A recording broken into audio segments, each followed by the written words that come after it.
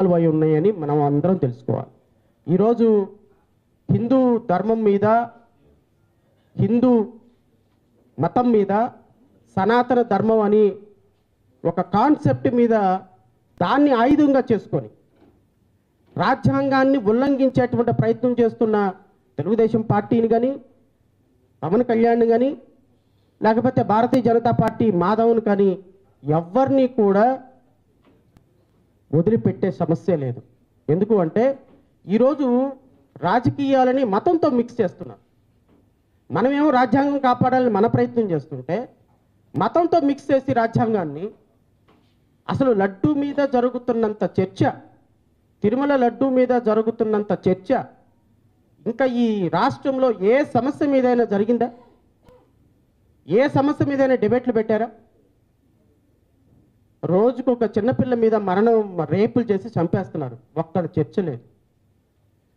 ఏ మహిళ రోడ్డు మీదకి వెళ్తే బయటికి వెళ్తే మళ్ళీ తిరిగి వస్తుంది అన్నటువంటి భరోసా లేదు, ఒక చర్చ లేదు. ఈరోజు కనీసం 3 పూటల అన్నం తినటానికి చక్కగా బయటికి వెళ్ళి పని చేసుకొని ఇంటికి వచ్చి మనకి బయట పని దొరుకుతుంది అని చెప్పటానికి, పని చేసుకోవటానికి పని దొరకటం, ఉపాధి లేదు, దాని మీద చర్చ లేదు. ఈ రాష్ట్రంలో ఆర్థిక పరిస్థితి ఎంత దిగజారిపోతుంది అంటే ఇప్పటికి 20 నెలల్లో 3.5 లక్షల కోట్ల రూపాయలు అప్పు చేసి రాష్ట్రంలో ఆర్థిక భారాన్ని ఎంత పెంచారయ్యా అంటే ప్రతి సంవత్సరం 70,000 కోట్ల రూపాయలు వడ్డీ కట్టేటువంటి దుస్థితికి ఆంధ్రప్రదేశ్ రాష్ట్రాన్ని తీసుకొచ్చారు. ఒక్క చర్చ లేదు. ఈరోజు ఆంధ్రప్రదేశ్ రాష్ట్రంలో బీటెక్ చదివితే ఆంధ్రప్రదేశ్ రాష్ట్రంలో 220 కాలేజీల్లో రమారమి 2 లక్షల మంది పైగా ఇంజనీర్లు, గ్రాడ్యుయేట్లు బయటకు వస్తున్నారు. 2 లక్షల మంది ఇంజనీరింగ్ గ్రాడ్యుయేట్లు బయటకు వస్తే 195,000 మంది తెలంగాణ అన్న పారిపోవాలి, బెంగళూరు అన్న వెళ్ళాలి, కర్ణాటక అన్న వెళ్ళాలి, పూణే అన్న వెళ్ళాలి, తమిళనాడు అన్న వెళ్ళాలి ఉద్యోగాల కోసం. ఆంధ్రప్రదేశ్ రాష్ట్రంలో పట్టుమని 10,000 ఉద్యోగాలు కూడా ఇంజనీరింగ్ గ్రాడ్యుయేట్లకు ఇవ్వలేకపోతున్నాం. మన రాష్ట్రం 14 ఇప్పటికీ 2014 తర్వాత విడిపోయిన తర్వాత ఈరోజు 11 సంవత్సరాలకి ఈ రోజు వరకు కూడా పట్టుమని 10,000 మందికి ఒక ఇంజనీరింగ్ గ్రాడ్యుయేట్లకు ఉద్యోగాలు ఇవ్వలేని దుర్మార్గపు పరిస్థితుల్లో ఆంధ్రప్రదేశ్ రాష్ట్రం ఉంది. ఒక్క చర్చ లేదు.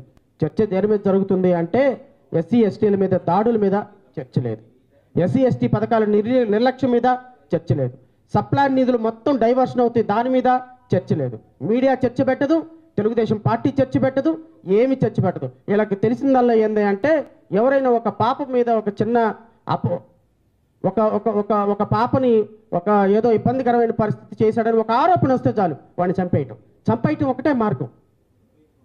నేను అడుగుతున్నా, మీ ద్వారా మీడియా వాళ్ళని కూడా అడుగుతున్నా, రాష్ట్ర ప్రజలను అడుగుతున్నా, ఒక పాపని ఎవరైనా దుర్మార్గంగా ఇబ్బంది పెడితే ఖచ్చితంగా వాడికి ఉరిశిక్ష మార్గం, ఇంకా వేరేదేం లేదు. వాడు బతకడానికి అర్హత లేదు. కానీ నువ్వెవరు ఆ పని చేయడానికి? పోలీసులు ఎవరు ఆ పని చేయడానికి? రేపొద్దున నా కొడుకో నా తమ్ముడో అండి ఇరుక్కుపోవచ్చు. మీ అందరూ ఈ మధ్య కోర్టు అనే ఒక సినిమా చూసారా? అందరూ చూసారండి?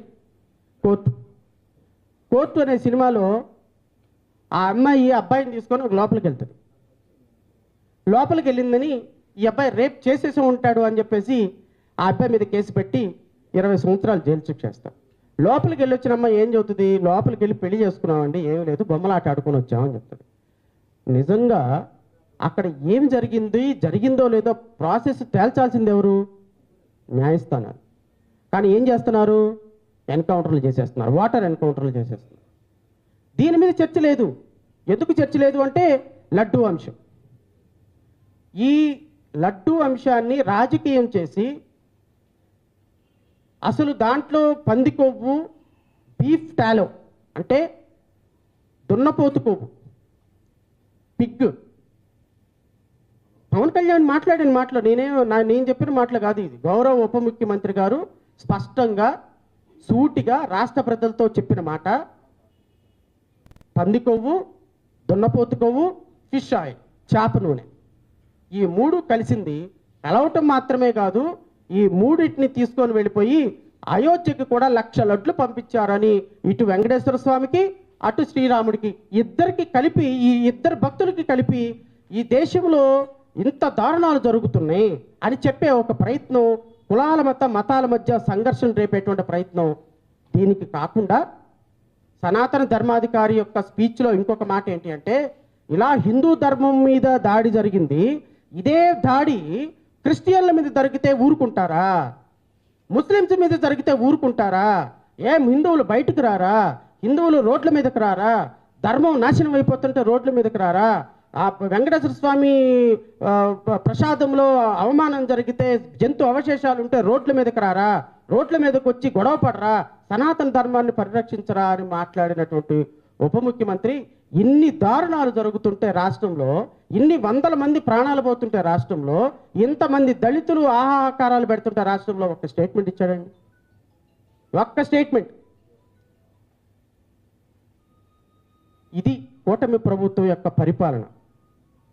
లడ్డూని రాజకీయం చేస్తూ, రాజ్యాంగ సూత్రాలని వెన్నులో దొక్కుతూ, తొంగలో దొక్కుతూ, ఈరోజు రాజ్యాంగంలో ప్రసాదించబడిన హక్కుల మొత్తాన్ని హరిస్తుంటే, ఈ హక్కుల మొత్తాన్ని పరిరక్షించాల్సినటువంటి కూటమి ప్రభుత్వం, ఈ హక్కుల మొత్తాన్ని రిస్టోర్ చేసి ప్రజలకు మంచి చేయాల్సినటువంటి కూటమి ప్రభుత్వం చేస్తున్న పని ఏంటయ్యా అంటే, ఈరోజు రాష్ట్రంలో లడ్డూని అడ్డం పెట్టి ప్రజా సమస్యలు ఏమీ కూడా రాకుండా చేసి ఈరోజు వాళ్ళ పబ్బం కప్పుకునే ప్రయత్నం చేస్తున్నారు. దీన్ని ఒక రాజకీయ పార్టీగా మనం ఎదిరించాలి. ఎందుకు అంటే, మనకున్నటువంటి హక్కు ప్రకారం, మనకున్నటువంటి బాధ్యత ప్రకారం ప్రతి ఒక్క వ్యక్తికి గుడ్ గవర్నెన్స్ ఇవ్వాల్సినటువంటి బాధ్యత ఒక రాజకీయ పార్టీగా మన మీద ఉంది. అధికారాన్ని కోరుకునే పార్టీగా మన మీద ఉంది. అయితే ఇవన్నీ కూడా మాకు మొదట్లో అనుమానం రాలా. సహజంగానే ఒక లడ్డూ మీద అపవాది వేసేటప్పుడు 1కి 100 సార్లు ఆలోచన చేస్తారు. 1కి 100 సార్లు ఆలోచన చేసేటువంటి ప్రయత్నంలో నాకు అనుమానం, ఏంటి ఇంత దారుణంగా వెళ్తున్నాడు అంటే, నేనేమనుకున్నానంటే, ప్రతిపక్ష నాయకుడు జగన్మోహన్ రెడ్డి గారు క్రిస్టియన్ భావజాలం ఉన్నటువంటి వ్యక్తి కదా.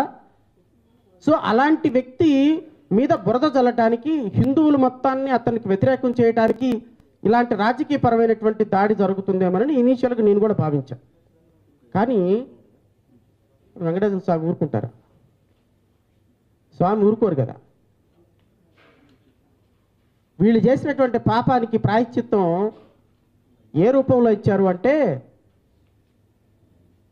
40 సంవత్సరాల నుంచి ఏ ఒక్క చిన్న స్టిగ్మా కూడా లేని ఒక హెరిటేజ్ కంపెనీకి సంబంధించి అసలు ఈ లడ్డూ వ్యవహారం బయటికి రావటానికి కారణం, లడ్డూ మీద ఈ విధంగా అపవాది వేసి వాళ్ళ ఆర్థిక మూలాలు పెంచుకోవటానికి చేసినటువంటి ప్రయత్నం వెంకటేశ్వర స్వామి చెప్పకనే బయటపెట్టేశారు.